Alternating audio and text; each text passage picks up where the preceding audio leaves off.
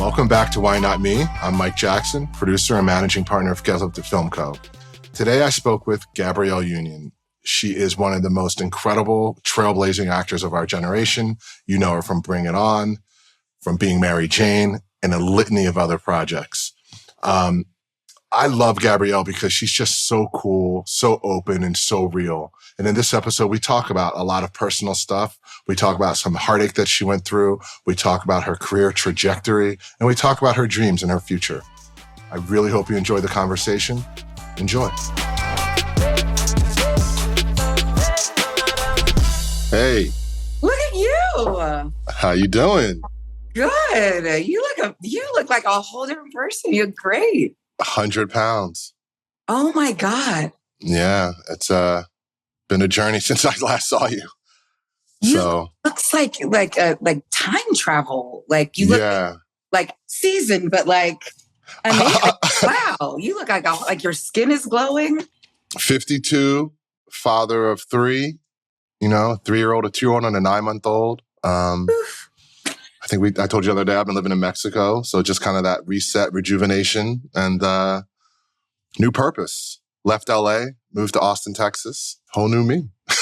I mean, listen, as somebody who was there with you early mornings at the gym, dying, I mean, the change of scenery and it really looks great on you. Thank you. I really appreciate it. I really do appreciate it. Yeah. So really quickly, the whole purpose of this, Why Not Me? And I touched on it before, but it's really about inspiring folks, not just the folks that look like us, but people in general. Like, you know, people see Gabrielle Union and it's like this wonderful, beautiful life that you've created for yourself and that you've earned. But it's like, where did you start? Like, what was your origin story? So a lot of the stuff that we talk about up top is more Omaha, Nebraska stuff and the move to California and things that shaped you as a young woman as you entered this journey. And they're always filled with these why not me moments, you know, when you're constantly pivoting, even when you're the lead and number 1 on the call sheet, you have to have a why not me moment to become a producer. You know what I mean? So just giving you context to like why it's called Why Not Me. But let's jump in. All right. October 29th, Scorpio. Yes. Yeah. I'm a water sign, so, you know, I'm a Pisces, so, you know, we swim together. Omaha, huh? Like, tell me a little bit about growing up in Omaha. I know you're only there for, I think, the first 8 or 9 years of your life, but tell me, like, mom and dad, siblings, like those early years. What was that environment like?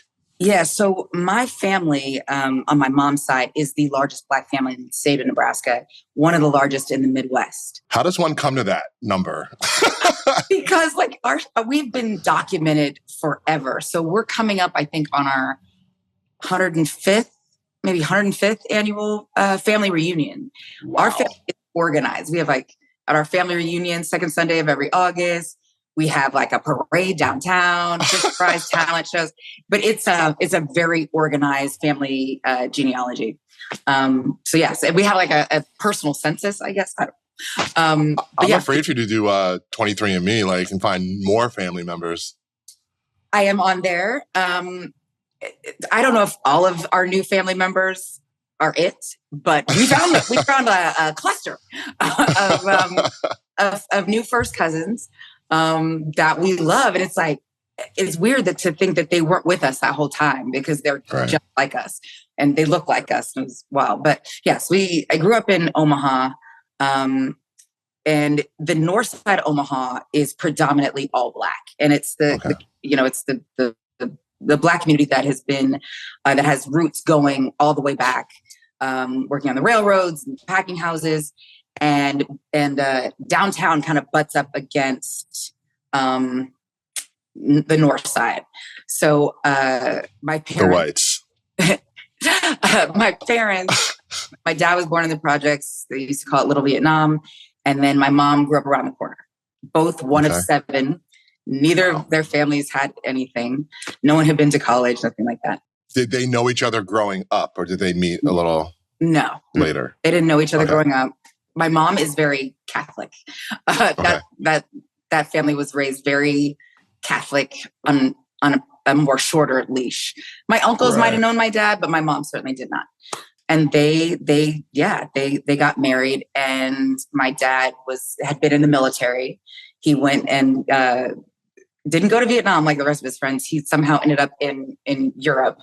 When he came back, they ended up meeting at a party. They had both come with different dates, and they left together. Scandal. Yeah, 6 months later, they got married. They moved to the Bay. They moved to San Francisco, and my mom got a job really, really quick. Okay. And my dad did not get the job that he really wanted. And he got out of the military and wanted to be treated as a man. Right. You remember when all the riots were going on around the country, it's known to us in Omaha, but there was an Omaha riot as well. Oh, wow. And it had happened right after he had come home from the military, like had still had his uniform on, ran to the store as the riots were breaking out. He gets thrown to the ground, and he just keeps saying, I'm military. I'm one of you. And he was so demoralized by it. And he was like, the way to show them is I need a job where I can wear a suit. They moved to California. My mom gets a great job. My dad does not get to wear a suit. Let me put it that way. And it irks him. And my mom is like thriving, getting like very quickly. She's like getting promotions. Like they've been there like 3 seconds. And he decides it's time to go back. We're going to go back to Omaha. And he does not like that inequity in the dynamic. Especially back then. Yeah, not at all. No. Yeah. Anyway, he gets a job through, goes back to school using the GI Bill. My mom is able to go back to school using the GI Bill. Again, she kind of finishes a little faster than my dad, and is like helping him get his degree. And he gets a job and becomes like a favorite within this company called Western Electric that ended up getting bought out by AT&T, and they transfer him to the Bay Area. And so at 8 years old, and they've moved from the north side to the west side, and they're starting to get comfortable, and he gets this promotion. So by the time they come back from Omaha, my dad's moving up in his company. He moves the family from the north side of Omaha out west, where he's like made it, right? It's, nobody's that happy that they're out there, right? So he gets this promotion around the same time to go to the Bay Area. And my mom's like, yes, I kill it in the Bay. And my mom's like, not that big. My dad has us live in this town called Pleasanton. Right. Which is exactly how it sounds. At the time, it was like 98.99999% white. And that's where I lived from 8 to 18. Let's talk about that. I did a little research. Let me find this quote. Basically, you talk about growing up in this neighborhood and you thought beauty was blonde hair. And if you didn't have blonde hair, you were like, not it. Mm-hmm. And I find that really interesting. I'm a Black guy, and I grew up in an all-white Jewish suburb outside of Philly, and always felt like I wasn't enough just because of like the optics of who I was in that environment. Tell me how that really affected you in your day-to-day like navigation of like making it, because you were I know you well enough to know you have a great personality. I learned that you're an all-star basketball player, so you were an athlete, but still all the stuff you had going on in your life, you still felt like a bit inferior. And I'm just curious your take on that, because I totally relate. Oh yeah, no, inferior in the beauty space, in the terms of having little boyfriends and being seen in that kind of rarefied air that pretty people are sort of, that they get to breathe every day. And when you're in close proximity to it, I always had a large group of friends. We were always like the popular girls. So it's like, I know what it looks like and I'm not getting it, and it just goes inward. And the few Black boys that were at the junior high school, whatever, that I was like, that were, cute. And I was like, oh, maybe. They were like, back up, Black girl. Yep. Can you bring the Black girl over? So when you get to that age of like having crushes or really understanding how beauty comes into play with the opposite sex or same sex even. And you want what everyone else has, certainly in my little group. And I was not getting it. So while I was excelling in school and in sports, that low self-esteem, that daddy wound, that you better be a billion, like, it used to be like, 5 times as good to get half as far. My dad would take it to the nth degree. Like, you have to be perfect or they won't even fucking see you. They won't see you. So I'm like, the tap dance never ends, but I'm excelling in every other area but this one. And my social life was huge. Like, I was always very independent. I'd ride my bike everywhere.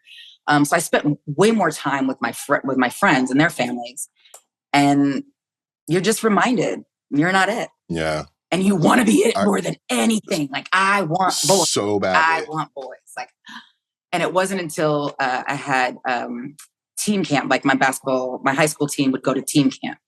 And I think the first one was in like South Lake Tahoe, and then there was like one at Pepperdine or whatever. And I remember seeing the Bishop O'Dowd boys basketball team, and I was like, Eureka.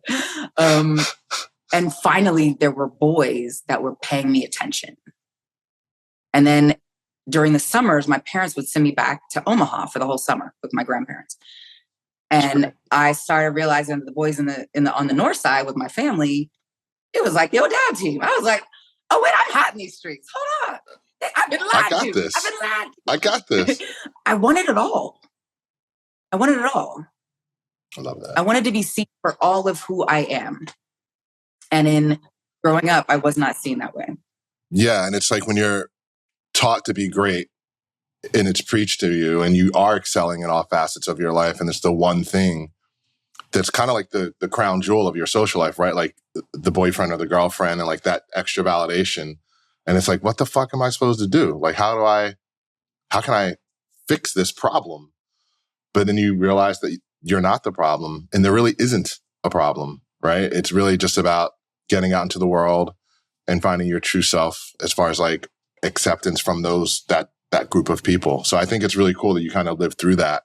And you're able to carry that. You were able to carry all that like weight with you, and then kind of all of a sudden it's released because you were seen finally. I love that. And it was really interesting to me just because growing up similarly, it killed me, quite frankly, like growing up. And I already knew I was different. Like I didn't, every time you walk out of your house, all of a sudden you're in this white world. And it's tough when you feel great almost in every facet, but like that one thing just keeps kicking you in the throat. So I'm glad that you kind of found your way around it and found your beauty, because obviously you're a very beautiful, talented woman. And that's great. Tell me about your athletic career growing up, like all-star point guard, you ran track. Yeah. Tell me a little bit about that and like the role that played coming up. Yeah, I played soccer, softball, track until one fateful meet in my freshman year of high school, and basketball, like year round. There was no stopping and they usually overlapped. Right. So that was pretty much it from eight to like 19. It just, I was just sports year round. There came a point like in junior high, because I was playing travel soccer, and basketball, like, if it wasn't in season, it was spring ball, it was summer league. So I had to give up softball. I just didn't have time for, the rest. And I had gotten this, it was a weird anxiety with softball, the ball itself. I don't know what kind of weird mental thing was happening. And I do think it was because my dad was like a psycho. How the way people describe me at my husband's games, that is my dad at youth softball. And I was so good at it. The only place for me to go was down. And It started with just bumbling routine grounders at shortstop or overthrowing first base, like things I could do in my sleep. And I would have anxiety at the plate. I used to crave, like, don't let me get up there. Like I live for it. And then it just started becoming something it just gave me, like, I would be shaking. So when I had to choose what to go, I let softball go. So yeah, so it was basketball and soccer, and then track till I didn't understand how to lose because I hadn't. I mean, were you a sprinter? Were you a long distance runner? Shot put? I did the 200, the 4x1, and the long jump. And we had made it to, I think they called it like the meet of champions. It's like the meet to determine who from Northern California would go to state, right? And at that year, our big competition was, I believe it was James Logan and another school. And Logan, for whatever reason, they changed their second leg and their anchor. First of all, if you have the ability to change your second and your anchor, you have a really talented team because it's different handoffs. It's you're hitting the curve. It's a whole different thing. Yep. We ran out of talent. So they moved me from anchor to second at this meet with, I don't know, 3 days of before. Not much prep. Yeah. And I dropped the baton and I dropped it. It was such a bad drop. And then she picked it up and threw it at me. And that I caught and I was able to hawk down the girl in front of me, but we'd already been disqualified, and I knew because of the handoff? Because by the time she threw it to me, we were outside the zone. Okay. Yeah. So we were disqualified and I couldn't take losing on that stage because it was at Cal Berkeley and it was never again, literally brutal. Never ran again. The last meet. So did you pursue sports in college? Because you went to University of Nebraska, right? Yeah, initially? Yeah. And it's the year before they had already sued, everyone had sued Title IX before they had gotten varsity soccer. So if you committed to playing what they were calling, it's not intramural, it's like something between intramural and varsity, where you're playing Kansas State, Colorado State. You're playing all the colleges. You have, like club. Like club-ish.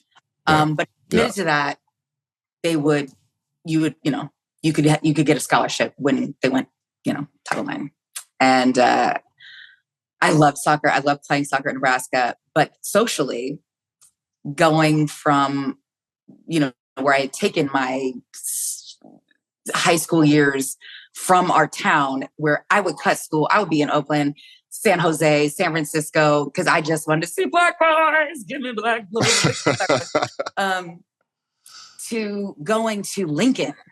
My family's from Omaha. Lincoln and Omaha are night and day. And my cousin was there, and a couple of my cousin's friends in Omaha were at the university. But I chose my dorm based on the catalog. I hadn't visited because I thought I knew it. How different could it be? And I ended up choosing the international dorm, which apparently everyone called the nerd dorm.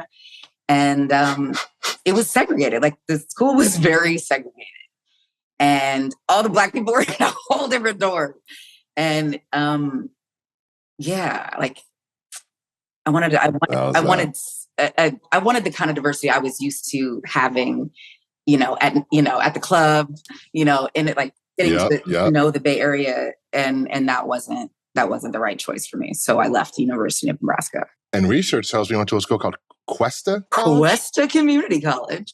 Cuesta Community. Yeah. And then off to UCLA after that, right? Cuesta in San Luis Obispo. My girlfriend was at Cuesta, and I had another girlfriend at Cal Poly, San Luis Obispo. And it was just a party town. Like a lot of kids from our community were down there. And just while I was buying time to figure out where I wanted to go, I was just partying my ass off. It was a very good time. And then, I decided to go ultimately to UCLA.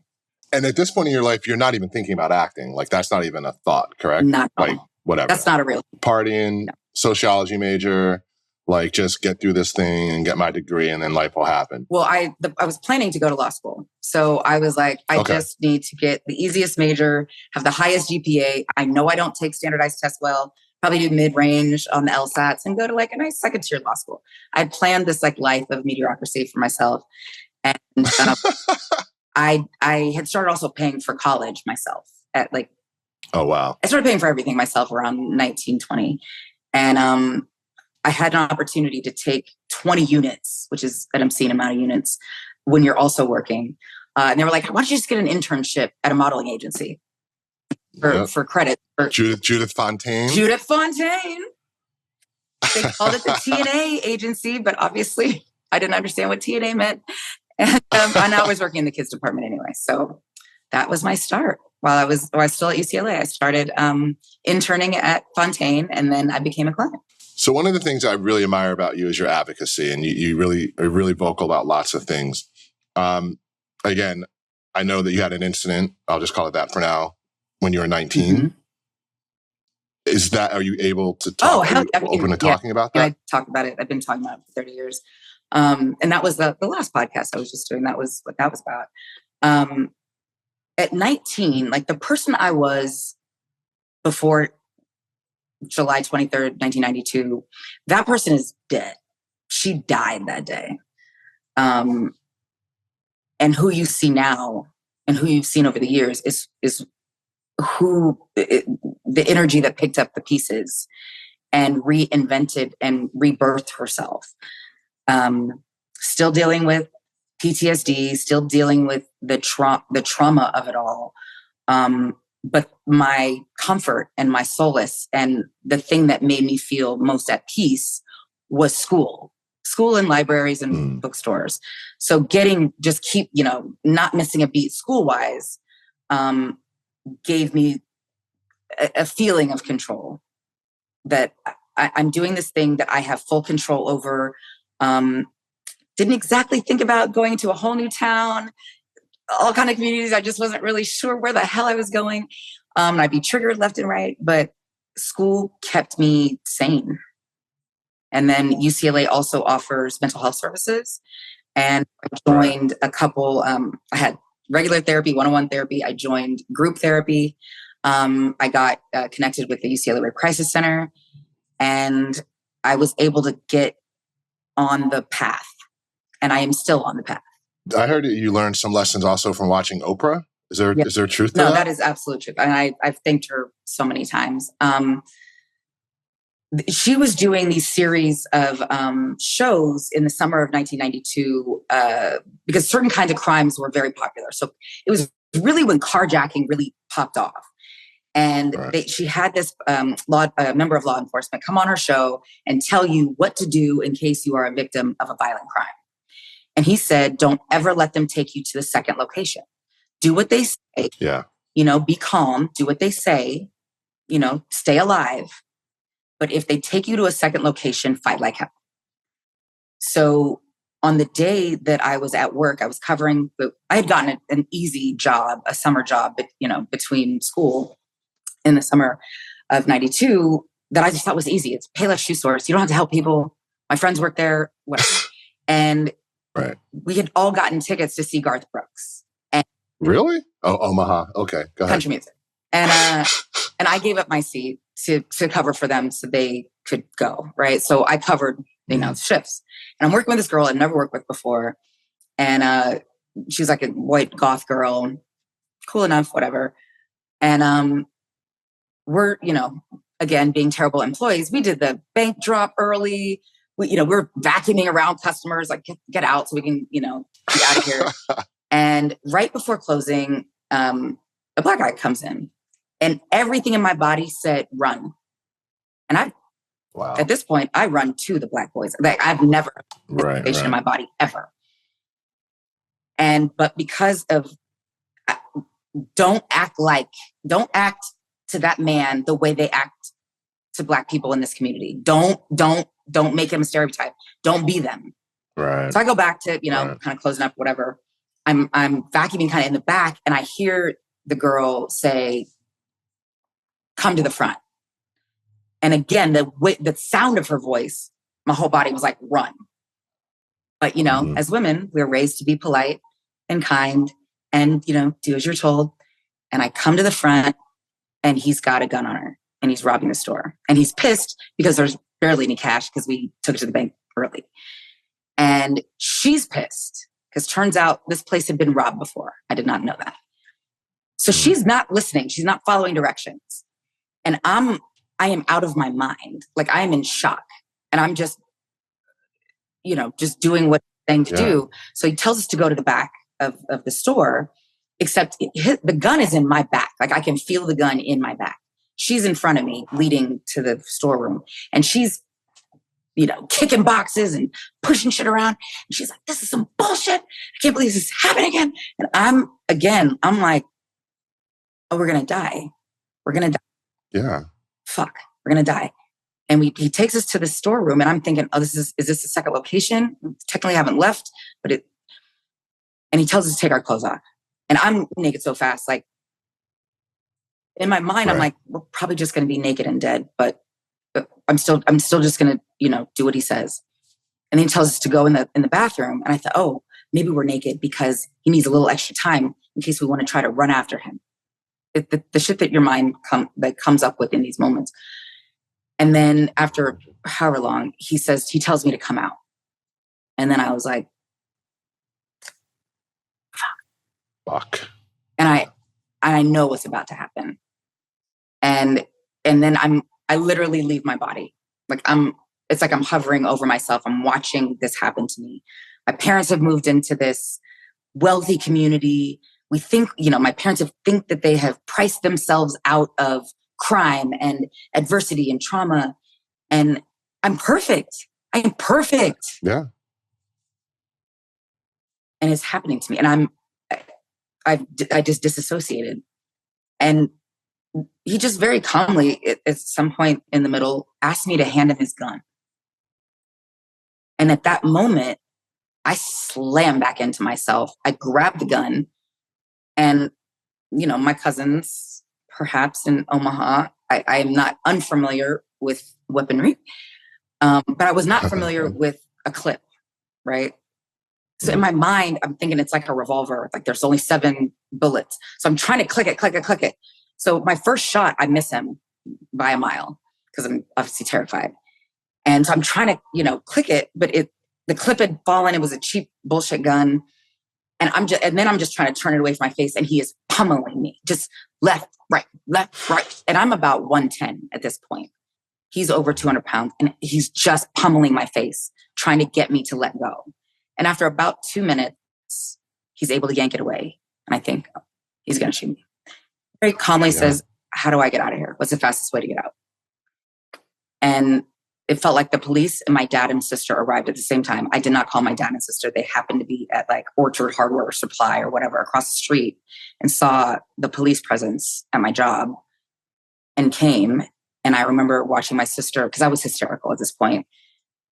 Of course. I remember seeing my sister whisper because my dad does not do tears. There are no tears. Mm-hmm. There's nothing to cry about. Like nothing. I don't care if your bone has come through. You do not cry in front of these people. You don't cry, period. We're tough. We're tougher than that. And he's like, stop her. He's irate that I'm crying. And I remember watching my sister whisper to him what had happened. Because she knew the police codes and she was listening to the police. And I watched my dad's face change. And he looked at me like his favorite toy had been broken. And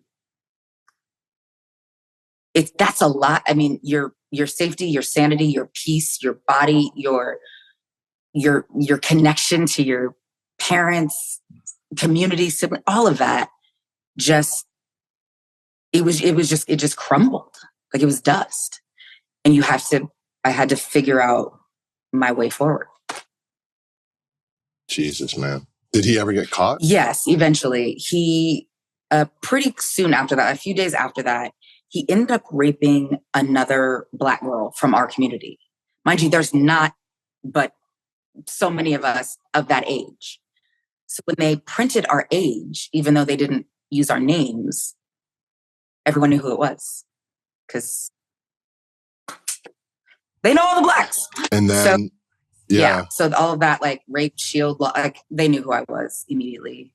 And how was navigating the community in the immediate aftermath of that, as far as like knowing they know? And was there a level of shame that you felt, or were you remember this is 1992. Think of all the things that have gone on in 1992. Right? Like there's a lot. right? I live in the Tri-Valley area. I don't know if you're familiar with BART, right? It's like a subway that's, that connects the Bay Area. Oh, BART. Yeah, of course. So they were planning to build BART from, I think it was like the closest stop was like San Leandro or Oakland or whatever, into the Tri-Valley. And everyone in the Tri-Valley was trying to stop it because it was going to bring those people. The element. Yes. To our, innocent, unsuspecting community. And I remember there was an article in the Tri-Valley, it was the Valley Times, and it literally said, Mexicans robbed the mall. Not people from Mexico, like Mexican nationals. Gentleman, last name Garcia. But that was the headline. This is the community I'm dealing with. So there was the shame that I was contributing that my rapist was Black, because now the stereotype is true. Yeah. Confirmed their narrative. It confirmed their narrative. But I was also still asked what I had on. I'm at work, mind you. And did I know him? That's fucked up. And then to be outed I didn't have time to, like, my face is still literally like. I was about to say, Jesus, Gabby. And my whole community is talking about it. Like, yeah. So yeah. Yeah, I got you. What's crazy is that narrative still exists right now. As far as like the Mexicans did it or whatever, like generalization and grouping people in a way that's negative. It's horrible. But let's pivot away from that. I mean, well, there's a lot to mine with that has shaped everything. But it's like, I want people to know that there is a way forward, and it may be long and you may have setbacks and you may go in reverse. Sometimes it feels more than you're going forward. And after the 30th anniversary of that rape was last year. And I was shooting Truth Be Told with Octavia Spencer.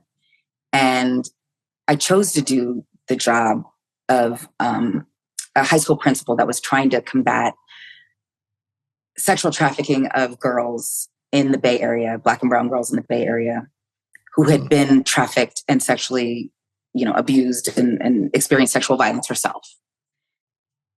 And I didn't think that it would take me right back there and I would regress. Oh, wow. Okay. Like, you know me, like you see me, like I'm a tough cookie, right? Yeah. I was coming home. And you've been working on yourself for so long since then, like with therapy and like all the progress, but still that trigger. I went every day from day one for 5 months. I bawled my eyes out when I got home. And I'm not a crier, right? Every day, because it's like they're using street names that are, that take me right back there.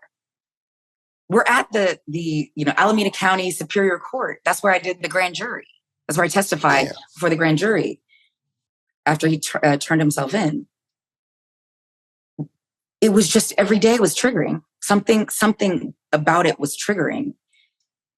And spoiler alert, when my character dies on the steps of the Alameda County Courthouse, and I'm shooting that scene, I lost it. I lost it. I just lost it. And I had to, and that was also my last day at work. And I apologized to the cast and the crew and everyone in Video Village because I was short. My fuse was short. Understandably, though, but yeah. And some days I would just be silent.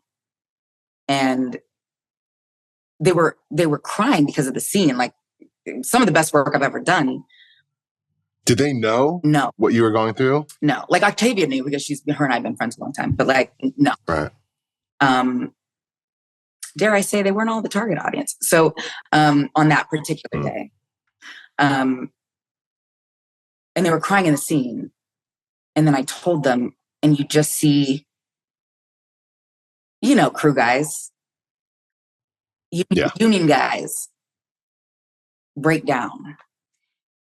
And when we talk about the Me Too movement, I talked about Me Too in my first book before the Me Too movement, you know, caught on, because that's just what people would say to me every time I would speak about this publicly. And it would be whispered between the stalls, the bathroom, or that happened to me too. And thank you, but it was just the me too. It happened to me too. It happened to me too. It happened to me too. And the more I talk about it, the more people feel less alone. And it builds community. So I don't mind talking about it. I don't mind talking about the hard parts. I don't mind talking about that I still struggle some days, because that is the journey. That is the path. And it's not going to be linear. It's just not. Absolutely. And well, I love that you talk about it. I love that you advocate for that specifically, and so many other things. And, people always think that, folks like yourself, like, just live this pristine, beautiful, easy lives and never really look under the hood and see the true journey, which is why I'm glad you're talking about it with us even and having this conversation. But you also have this beautiful career. Yeah. And you were working for the Fontaine Modeling School agency. Yep. And I presume that launched your modeling career? Yes. Which led to acting? Yeah. Well, it was the same time. So I had been an intern there for 3 months as office help for the children's department. So I'm working with managers and agents and casting directors. And I was kind of like the in-between person who would call the parents about, auditions for their child star, commercials, TV, film, print, editorial, like all kinds of different stuff. So I started learning the business. I learned all the best headshot people. I learned the acting coaches, all the other little things. And when my internship ended, the adult side was like, do you think she'd ever be interested in being one of our girls? Because a couple clients came in here thinking that she was, one of our models. And, and the guy I had been interning for, he's like, don't even insult her. She's a serious student. I think she wants to become an agent. And my low self-esteem ass was like, God, what was that? You think I'm pretty? Let's and let's go. Yeah. And so they sent me out without a book, without anything, to it was Sassy, All About You, and Teen Magazine were all under the same umbrella. And you get hired by one, you get hired by them all. And basically at the time, you would be the black for those 3 magazines for like a 3-month swing, right? So I was a girl that was like, I broke up with my boyfriend. What should I do? And then that same week that they were like, yeah, we want her to be, one of our girls, where I'm making $150 a day. And I'm like, oh, I'm rich. I'm Naomi Campbell, basically. I've made it. Oh, I made it. I'm also still not giving up my bookstore job at UCLA, where I'm making $6.16 an hour. I was like, say less, homie. Way less. And in the same week, he was like, well, let's just create a fake resume, and I'll send you to, audition for Saved by the Bell. We'll just listen to the feedback. And so they sent me on this audition, and I booked it. And he was like, okay, what we're going to do is, for every job you get, we'll take a fake thing off. And within 6 months, all the fake things were off. And it was just I just started booking kind of left and right. And Star was born. Yeah. Yeah. And I never was like, yeah, I deserve to be here. I was always like, they're going to figure this out. The imposter and I'll will end be up seen. at law school, at a second-tier law school, whatever. But how old are you at this point? 22? Yeah. Mm-hmm. Okay. So now you're getting these day player jobs and acting and starting to build a accurate resume. Yeah. What was that role that you were like, fuck? Was it the Bring It On role? What was that first role where you're like, holy shit, this is I'm really going to do this fucking thing? The first one was where I became a reoccurring character on Seventh Heaven. And it was an Aaron Spelling show. Oh, wow. Yeah. And Aaron Spelling gave me a quote, right? So I've been making, if you're a guest star or a co-star, whatever, you're making smaller amounts. But if somebody gives you a quote, that means this is the minimum that you can make. For a reoccurring role, Aaron Spelling gave me a quote. I was like, oh shit. Wow. I need to be really good at this. Luckily, I was working with kids and animals, and I was able to like fumble my way through. But I always would also stay on set and watch people who've been doing this a lot longer, and I would ask questions. And so smart. Yeah. And actors love to talk about themselves, so I got a wealth of knowledge. I didn't know that. Do they? Do actors like to talk about themselves? Yeah, that's so weird. And people were genuinely interested in making sure that I was not failing. And then. No, I mean, the first big one would be the first movie, which was 10 Things I Hate About You. What's my guy's name? Which one? I mean, there's Heath Ledger was in that. The guy, Heath Ledger. Yeah, sorry. Yeah. That was a big movie. Julia Stiles, right? Mm-hmm. Julia Stiles. That's a big... David Krumholtz, Joseph Gordon. He's so funny. Yeah. Susan May Pratt. Chill Mitchell was in it. Allison Jane. Daryl Chill Mitchell. Yeah. That's great. So now you're doing movies. Tell me about like, you're in it. You're in the system. You're a working actor. You have a couple movies behind your belt.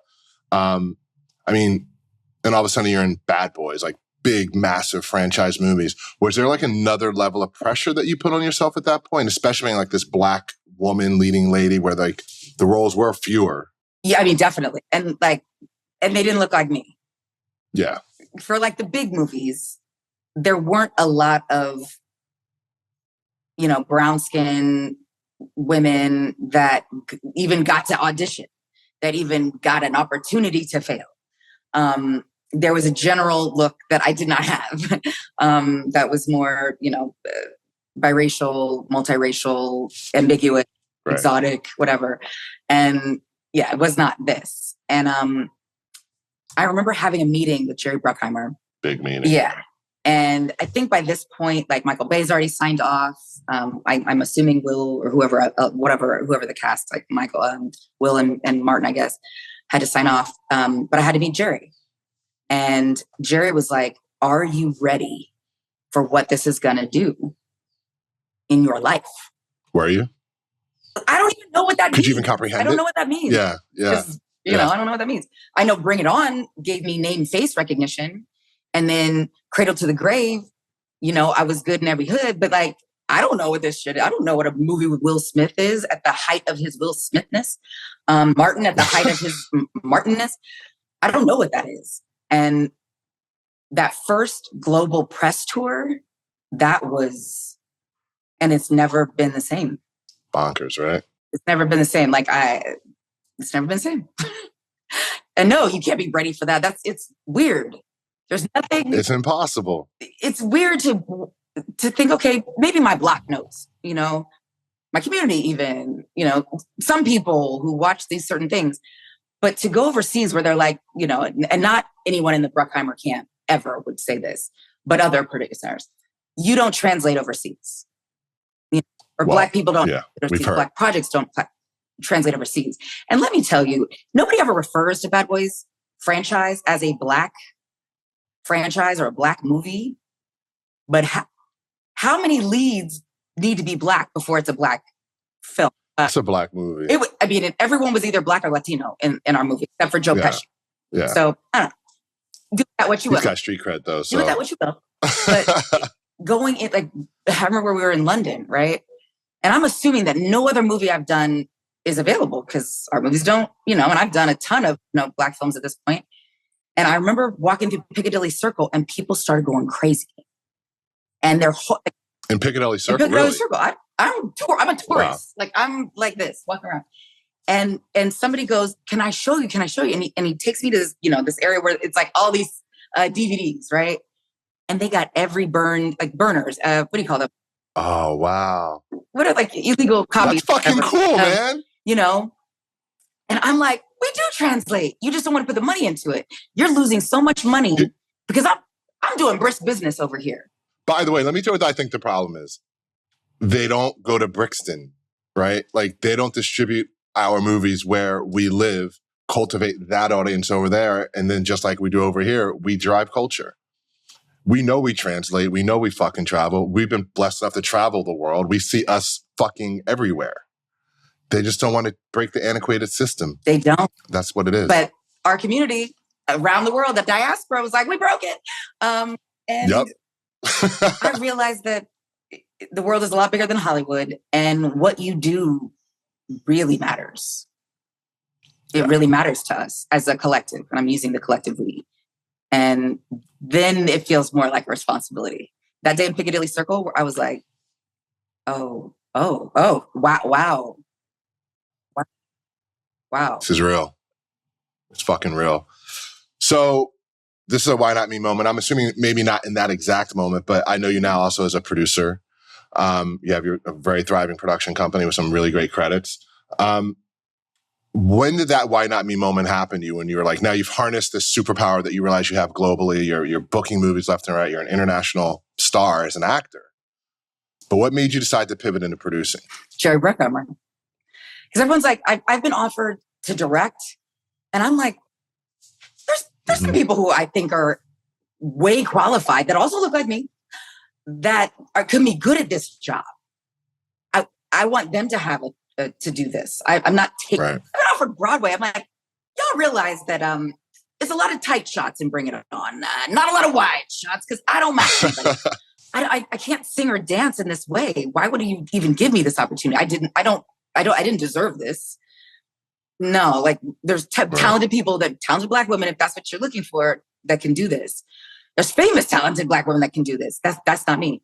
But producing and seeing where the real power is, and having the ability to not only shape the structure of a production from day one to the experience that the crew and cast and the whole production has during the creation of whatever project.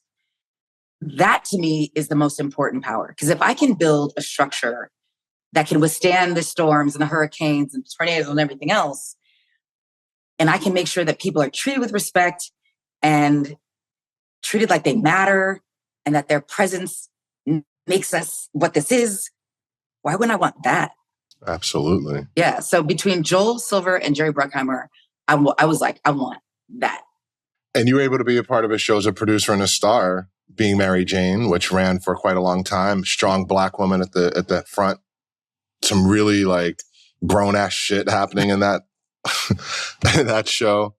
I'd never seen anything. I mean, Scandal was Scandal, but this took it to a whole nother level. I thought it was incredible what you guys did with that show. Just tell me a little bit about those choices when it came to that show and the boldness that it took to kind of get there. Let me just say, there's a lot of people who don't want to bet on themselves, and they certainly don't want to bet on Black people. Yeah. Right? Trust me, I know. And so when I got the script, because this was shortly after I did not get Scandal, me and everyone else in Hollywood did not get Scandal. Right. I thought there's never going to be another script like that. That is a once in a lifetime opportunity. And damn it, I didn't get it. And then it was very shortly thereafter, I got the script for Being Mary Jane. And I was like, I'm like, what channel? And they're like, BET. And that's how it was like, BET. And we all get it. So my own people will be able to watch this. They're like, yeah. But it was like, was like a, yeah. Yeah. Also a Black woman creator. Yes, Mara Brock Akil and Salim Akil. And I remember meeting them. It was the day that Whitney died.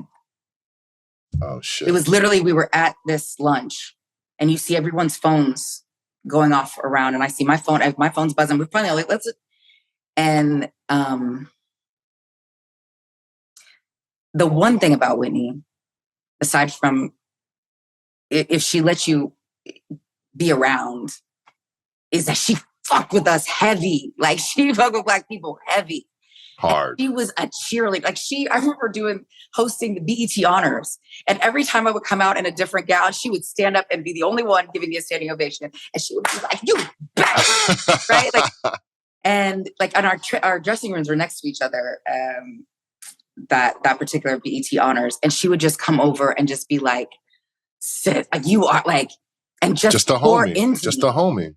Yeah. And I was so sad and so, you're just in shock. Like I hadn't really lost other young people that were, you know what I mean? That just really filled up so many memories, not just with her personally, but just the songs of your life. And so I'm sitting in that meeting and I was like, someone's like, what would Nip do? And they called her Nippy, Nipsey. Mm-hmm. Mm-hmm. But both, either one.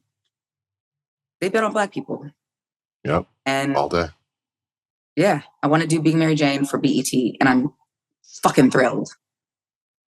And you know what else she did in doing that and taking that on was change the narrative of BET, quite frankly. I mean, I wasn't really fucking with BET, to be honest. Like, I tried to, and I would try to tune in, but I wasn't engaged like the way I was with Being Mary Jane. It just changed the culture, I think, over there. And that's because you decided to say yes and take a chance. I think that's really huge. Yeah. And we shouldn't take that lightly, the choices that you make, not just for yourself, but for us and for the culture. So I think that's really dope. At the end of these things, I like to ask a bunch of fun questions. Yeah. So I'm going to jump in. So I'm 18 years older than my wife. Okay. Yeah. And you're older than your spouse. Yes. What what is it that you know, being the elder in the relationship, what is it you think you bring to the table? What's that like defining thing, being the elder person in the relationship, that makes it uniquely yours? And I don't, it's what I think. This is what I think. You asked my husband. Your opinion. I have foresight that comes from experience, just more years on this earth. And I don't know if this is an age thing or just a me thing or a Scorpio thing or the phoenix that rose from that dust that we spoke of earlier. Mm-hmm. I can see people more likely than not for exactly who they are and for what precisely they want. It's almost like I can help just navigate certain things. Like, we don't all need to get hit in the head to learn to duck. You know what I mean? So in certain instances, you know, I'm the person yelling duck in the relationship. Also, I'm not pressed. As a person, I am not pressed.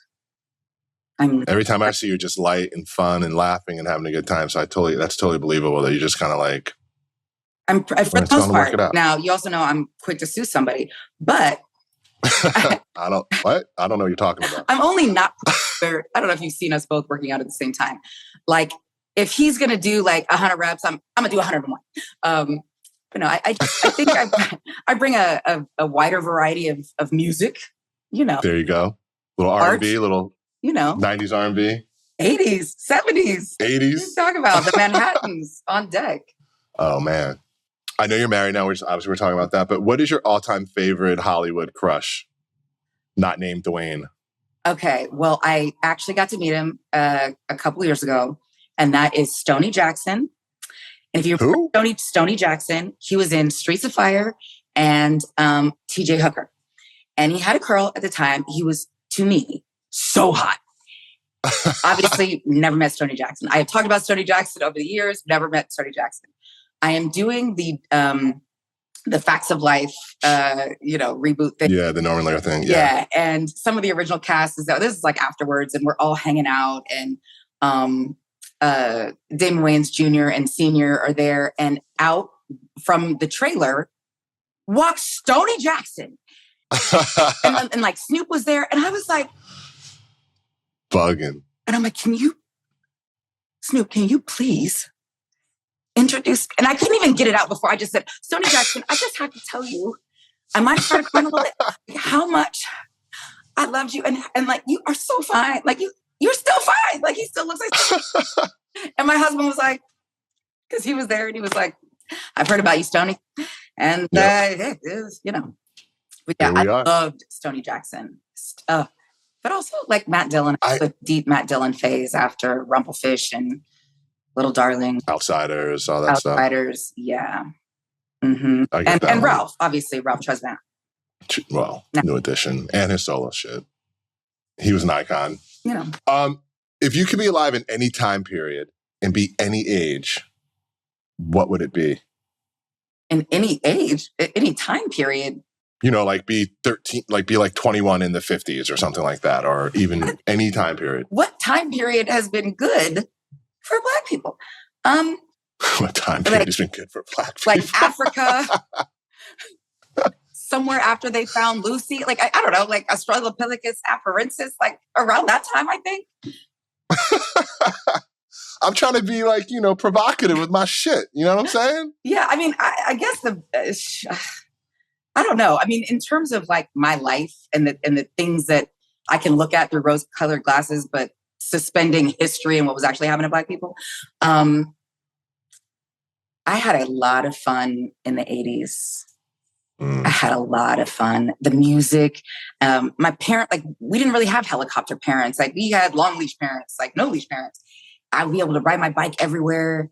We could go to concerts, like they drop us off and stuff. But like, I remember going to my first Grateful Dead show. Like, why is your child going to a Dead show? I'm not letting my 22-year-old kids go on a Dead show. Do you still listen to the Dead? No, I knew one song then. I knew one song now. Oh, I told you where I grew up. Like every other fucking kid was a Deadhead. I used to go to like shows. There was like a 3-year period of my life where all I did was go to Dead shows. No, and I didn't make the transition to Fish. Like I don't know any Jack Johnson or Dave Matthews, but I appreciate it because that's like the community I grew up in. But we just had there was an innocence before I really understood that if I could go back to like, I don't know, summer of like 86, 87 in Omaha, Nebraska, and getting my first kiss and like, like I could do that for like maybe an hour, I like that. Yeah. The nostalgia play. Yeah. I love that. Or back to Australopithecus afarensis in Africa. There you go. The original people. That'd be a good place to be. Yeah. What's your favorite curse word? And use it in a sentence. Well, you know what? It'd probably be motherfucker. This motherfucker right here. Let me tell you about this motherfucker right here. So probably that. Everyone loves fuck, man. Yeah. I've done like so many of these interviews now. I'm like, fuck is an overwhelming fucking choice. And I fucking love it. I say the fuckery, you fuck nut, the fuck shit, dumb fuck. Yeah, it's like, yeah. Mm-hmm. It's so versatile, right? It's just a versatile word. It's so good. What do you, like, are you a playlist girl? Like, do you have a playlist? And if so, like, what's on your playlist right now that you're listening to the most? Okay, well, I got it's depressing. I got a playlist recently that had Mandisa on it shortly after she died. So I could, sort of enjoy the spirit of her work and her legacy. Luda, of all people, we call him Chris, but for your audience, Ludacris. He just did a show for us. He just hosted our show Rhythm and Flow for Netflix season 2. So he's one great dude. Closest guy friends. And he felt like I was going through a dark period. I was. And he sent me a gospel playlist, which was very uplifting. I was listening to it every morning. I don't know if Questlove just has a bunch of us on a list he sends us maybe twice a month playlists for the that's so dope. 2 years. But I love a playlist. The last one I made though was Yearning for Your Love playlist. And what was the other one? Blackberry Molasses. It was Blackberry Molasses. Yeah, I made a Blackberry Molasses playlist. Wow. Yeah. What's this may be dangerous. What's the worst rumor you've ever heard about yourself? Oh, Jesus. Where do you start? I just heard a rumor that I got a full ass facelift. I'm like, tell me you've never been around somebody who got a full ass fucking facelift.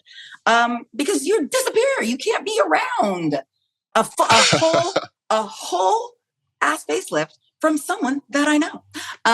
Was spreading that around.